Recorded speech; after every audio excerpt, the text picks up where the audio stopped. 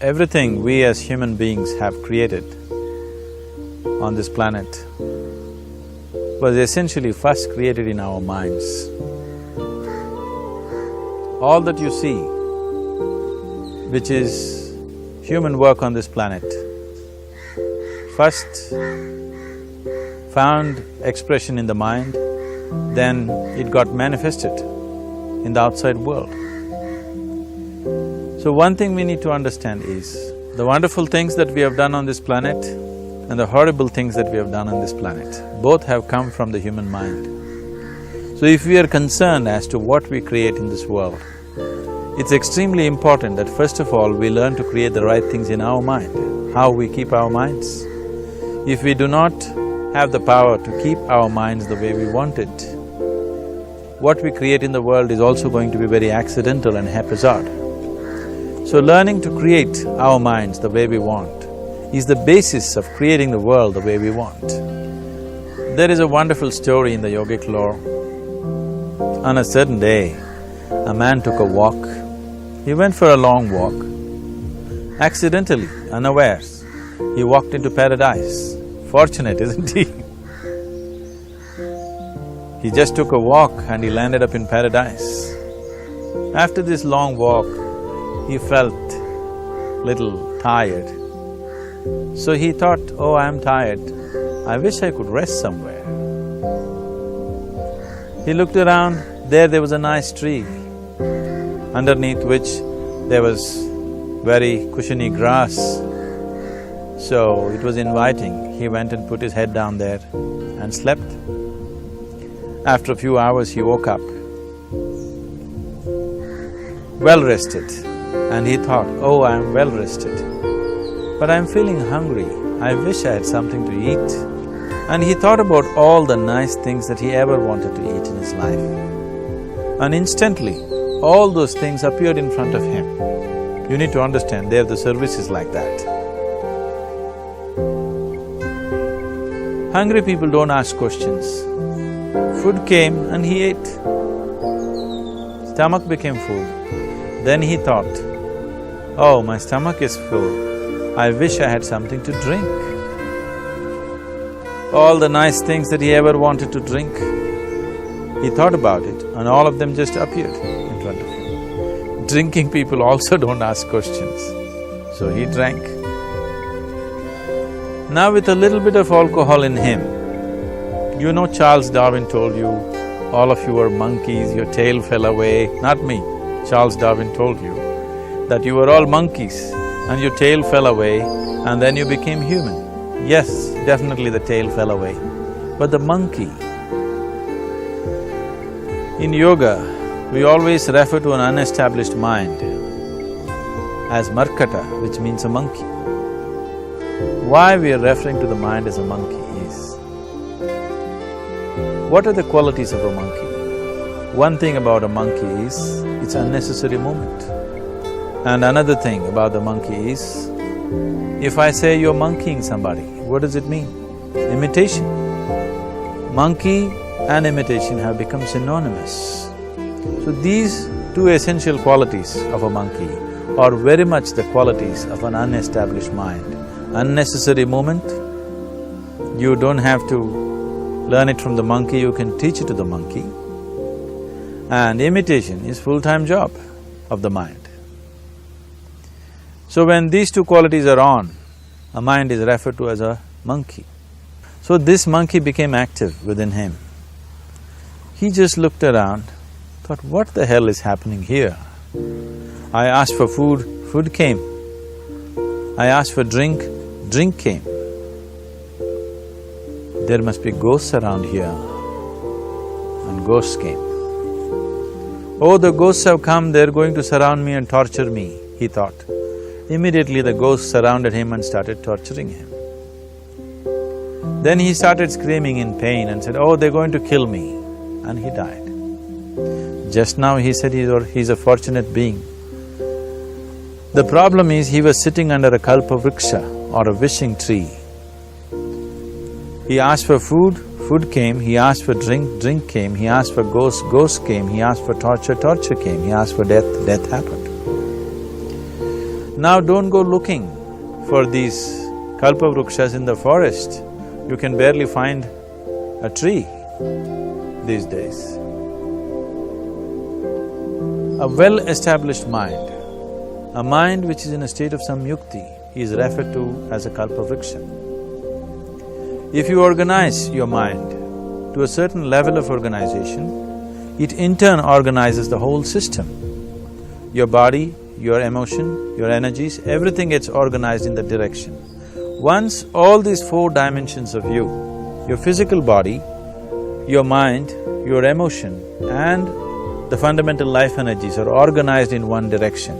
Once you are like this, anything that you wish happens without even lifting a little finger actually. It would help to assist it with activity, but even without doing any activity, you can still manifest what you want if you organize these four dimensions in one direction and keep it unwavering in that direction for a certain period of time. Right now the problem with your mind is, every moment it is changing its direction. It is like you want to travel somewhere and every 2 steps if you keep changing your direction, the question of you reaching the destination is very remote unless it happens by chance. So, organizing our minds and in turn organizing the whole system and these 4 basic dimensions of who you are right now in one direction, if you do this, you are a kalpavruksha yourself. Anything that you wish will happen. But right now, if you look at your lives, everything that you have wished for till now, if it happens, you have finished. Everything and everybody that you have desired for, if all of that lands up in your house today, could you live with that? So if you want to become empowered, it is also important that you become responsible as to what you ask for and what you don't. Right now the world's situation is just this, we are hugely empowered with technology. Today it doesn't take six billion people to destroy this planet. One man by pressing the wrong button can destroy the whole planet. When we are empowered like this, it's very important that our physical action, emotional action, mental action and energy actions are controlled and properly directed. If it is not so, we become destructive, self-destructive. Right now, that is our problem.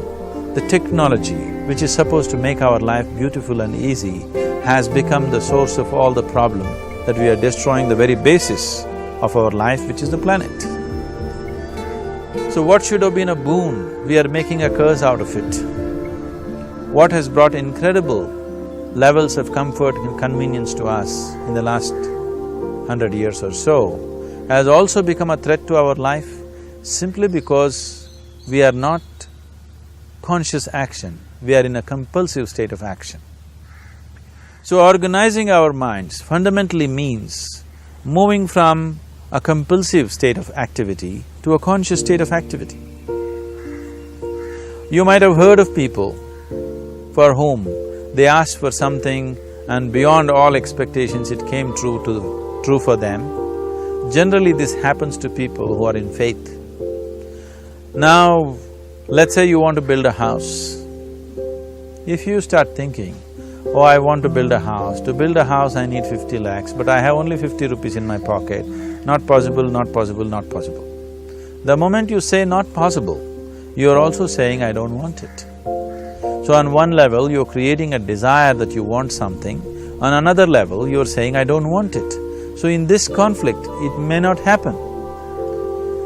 Someone who has some faith in a god or in a temple or whatever, who is simple-minded. Faith works only for those people who are simple-minded. Thinking people who are too much thinking, for them it never works. A childlike person who has a simple faith in his god or his temple or whatever, he goes to the temple and says, Shiva, I want a house. I don't know how, you must make it for me. Now in his mind there are no negative thoughts. Will it happen? Will it not happen? Is it possible? Is it not possible? These things are completely removed by this simple act of faith. Now he believes Shiva will do it for him and it will happen. So is Shiva going to come and build your house? No, I want you to understand, God will not lift his little finger for you. what you refer to as God is the source of creation. As a creator, He has done a phenomenal job, there's no question about it. Could you think of a better creation than this? Is it in anybody's imagination to think anything better than what is there right now? So as a creator, He has done His job wonderfully well. But if you want life to happen the way you want it, because right now, the very crux of your happiness and your well-being is this. If at all if you're unhappy, the only and only reason why you're unhappy is life is not happening the way you think it should happen. That's all it is. So if life is not happening the way you think it should happen, you're unhappy. If life happens the way you think it should happen, you are happy. It's as simple as that. So if life has to happen the way you think it should happen, first of all, how you think, with how much focus you think, how much stability is there in your thought, and how much reverberance is there in the thought process will determine whether your thought will become a reality or is it just an empty thought. Or how you do not create any impediments for your thought by creating negative thought process. Is something possible or not possible? Is destroying humanity. What is possible and not possible is not your business, it's nature's business. Your business is just to strive for what you want. Right now you're sitting here. If I ask you two simple questions, I want you to just look at this and answer this. Right now from where you're sitting, can you just fly off? You say no? Right now from where you're sitting, can you get up and walk? You'll say yes. What is the basis of this? Why you say no to flying and yes to walking? Because past experience of life, many times you've gotten up and walked, never did you fly off. Or in other words, you're using the past experience of life as a basis for deciding whether something is possible or not possible. Or in other words, you have decided that what has not happened till now cannot happen in your life in future. This is a disgrace to humanity and the human spirit. What has not happened till now on this planet can happen tomorrow. Human beings are capable of making it happen tomorrow. So what is possible and what is not possible is not your business. That is nature's business. Nature will decide that. You just see what is it that you really want and strive for that. And if your thought is created in a powerful way, without any negativity, without any negative thoughts bringing down the intensity of the thought process, it will definitely manifest. The whole existence today, modern science is proving, is just a reverberation of energy. It is a vibration. Similarly, your thought is also a vibration. If you generate a powerful thought and let it out, it will always manifest itself. So generally, people are using faith as a means to remove the negative thought. Today, once you have become thinking human beings, your faith is not too deep. It doesn't matter how much faith you think you have, somewhere doubts always crop up. Right now, the way your minds are made, this moment, if God appears right here, you will not surrender to Him. You will want an investigation whether He is really God or not. With this kind of mind, you should not waste your time on faith. So there is an alternative, which is commitment. If you simply commit yourself to creating what you really care for, now once again, your thought gets organized in such a way, there is no such thing as whether it's possible or not possible. There is no hurdle in your thought process. Your thought flows freely towards what you want. Once this happens, making it happen will also naturally follow. So to create what you really care for, first and foremost thing is that what you want must be well manifested in your mind, that this is what I want. Is that what you really want? You must look at it, because any number of things in your life you have thought, this is it. The moment you reach there, you realize that's not it, it's the next one and the next one and the next one. So what is it that one really wants is one thing. First of all, we must explore. Once that is clear, and we are committed to creating it. Now there is a continuous process of thought in that direction.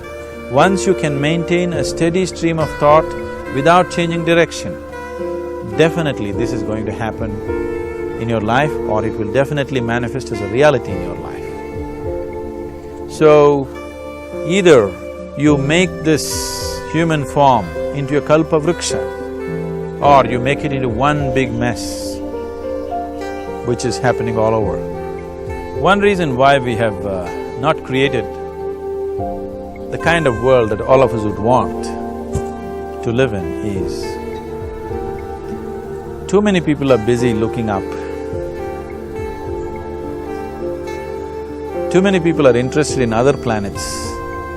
They're not interested in this planet. For every aspect of their life, they're checking out with other planets. And further, too many people are in service of heaven. They're not on service of this earth. I think right now we need people who are in service of this earth, not heaven. I believe if heaven is closer to divine than where we are, if that is so, I believe they're a little more organized than us, they don't need help from us. This has been a major problem on the planet. Anything that is valuable for a human being, anything that is good, the highest aspects of human life have unfortunately been exported to heaven. For example, if you say love, people say God is loving. We do not know whether God is loving or not. Human beings are capable of love. It is very, very important that people understand human beings are capable of love, human beings are capable of compassion, human beings are capable of joy and blissfulness. All the good things that are possible for a human being, unfortunately have been exported to heaven. If we want to create the kind of world that we want to, we need to understand whatever you refer to as God, the idea of God has entered our mind only because we have seen creation around us. Because there is creation, we have assumed a creator. God is a great creator. What you refer to as God is a source of creation. That source of creation has not failed us, has done a fantastic job. But now the question is about management. If you want to leave the management in the hands of the Creator, He will manage it in His own way, according to His agenda. But that's not what you want. You want life to happen the way you want it. Now, for example, let's say all of you here are the India soccer team for the next World Cup, and I am the coach. So these next 4 years, everything that you need to know about football is taught to you. Everything that I know about football is poured into you in so many ways. Now, the time to play the match has come. You're on the field and the ball comes near your foot, but you look at me, then it's no good. You've seen those coaches sitting there and boiling, nothing happens. Because now, once you're on the field, it's your job. So this is the same thing. The Creator has done a fantastic job. Now you're here. It is for you and me to see how to manage this, how we want it, how to keep this world, how… in what condition would all of us enjoy it best is something that we have to look at. So at every stage in our life, we tend to think, this is it. If this one thing happens, everything will be fine with my life. You reach there and you realize that's not it, and you postpone it to something else and something else. This is going on. The first and foremost thing is, you must be clear what is it that you really want. If you do not know what you want, the question of creating it doesn't arise. If you look at what you really want, what every human being wants is, he wants to live joyfully, he wants to live peacefully. In terms of its relationships, he wants it to be loving and affectionate. Or in other words, all that any human being is seeking for is pleasantness within himself, pleasantness around him. If this pleasantness, if it happens in our body, we call this health and pleasure. If it happens in our mind, we call this peace and joy. If it happens in our emotion, we call this love and compassion. if it happens in our energy, we call this blissfulness and ecstasy. This is all that a human being is looking for. Whether he is going to his office to work, he wants to make money, build a career, build a family, he sits in the bar, sits in the temple, he is still looking for the same thing. Pleasantness within, pleasantness around. If this is what we want to create, I think it's time we addressed it directly and commit ourselves to creating it. So you want to create yourself as a peaceful human being, joyful human being, loving human being, a pleasant human being on all levels. And do you also want a world like this? A peaceful world, a loving world, a joyful world? No, I want greenery, I want food. When we say a joyful world, that means everything that you want has happened. So this is all that you're looking for. So all that you need to do is commit yourself to creating it, to create a peaceful, joyful and loving world, both for yourself and everybody around you. Every day in the morning, if you start your day with this simple thought in your mind, that today, wherever I go, I will create a peaceful, loving and joyful world. If you fall down 100 times in the day, what does it matter? For a committed man, there is no such thing as failure. If you fall down 100 times, 100 lessons to be learnt. If you commit yourself like this to creating what you really care for, now your mind gets organized. Once your mind gets organized, the way you think is the way you feel, your emotion will get organized. Once your thought and emotion is organized, your energies will get organized in the same direction. Once your thought, emotion and energies are organized, your very body will get organized. Once all these four are organized in one direction, your ability to create and manifest what you want is phenomenal. You are the creator in many ways. Why I am saying you are the creator is, I want you to look at the nature of your life right now. If you eat a banana, in 4 hours' time, this banana becomes a human being. There is something within you, a life-creating process, a process which builds this body. The manufacturer of this body is within. You give him a banana, he makes a human being out of that banana. Transforming a banana into a human being is not a small thing, it is a phenomena. It is just that this phenomena is happening within you unconsciously. If you could only consciously manifest this, making a banana into a human being, you are the creator. You are nothing less than that. As the theory of evolution goes, to make a monkey into a human being, it took millions of years. Over an afternoon, you can make a banana into a human being or whatever else, a piece of bread that you eat, into a human being. So, the very source of creation is functioning within you. If you organize these four dimensions of mind, emotion, body and energy in one direction, the source of creation is with you. You are the creator. What you want to create will happen to you effortlessly. Once you're organized like this, now you are not a mess. You are a kalpa vriksha. You have the power to create what you want. There are tools and technologies as to how to organize this system in such a way that instead of being a psychological mess, you can make yourself into a kalpa vriksha. This culture, these traditions, the whole technology of yoga is just about this, transforming yourself from being just a piece of creation to the creator himself. This is not in search of God, this is in search of becoming a God. This is not in search of divine, this is in search of becoming divine, because that which you call as divine, that which is the source of existence, is throbbing within you every moment of your life. Otherwise, a piece of bread cannot become a human being in the course of an afternoon. So, shifting from being just a piece of flesh and blood to becoming a creator, there is a whole science and technology for this.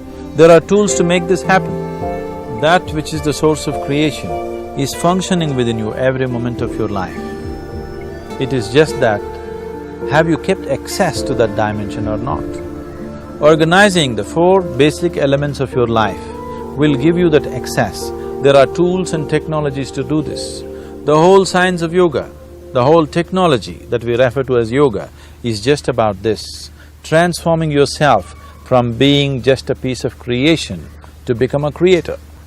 For example, 100 years ago, if I picked up something like this and I start speaking to someone who is across in another part of the world, you would think it's some kind of a miracle. Either I must be a messenger or a son or maybe God himself. But today, this is just another gadget that every one of us carry and use. Today sitting here, without using this instrument, if I speak to someone in another part of the world, it is still a miracle for you. So, this instrument happened because of human mind wanting it to happen. 100 years ago, nobody thought this was possible, but today it is just a common thing. Similarly, many things which are not in our perception yet can be brought into our perception, and our ability to create our lives can be greatly enhanced. So first and foremost thing is to organize the mind and to organize your emotions, body and energy in that line.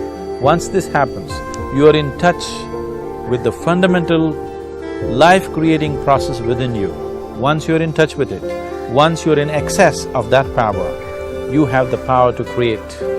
You have the power to create your life and your surroundings the way you want it. Because we have lost our power to create, we are making a mess out of ourselves and the world around us. If we operated as the true creator, as it is operating within us, creating this body for us, if we could create our lives with the same sense of organization and sense of purpose, this world and the human being would be in a completely different state. It is my wish and my blessing that every human being in this world should have this access to the source of creation within himself, so that he can function here as a creator, not just as a piece of creation.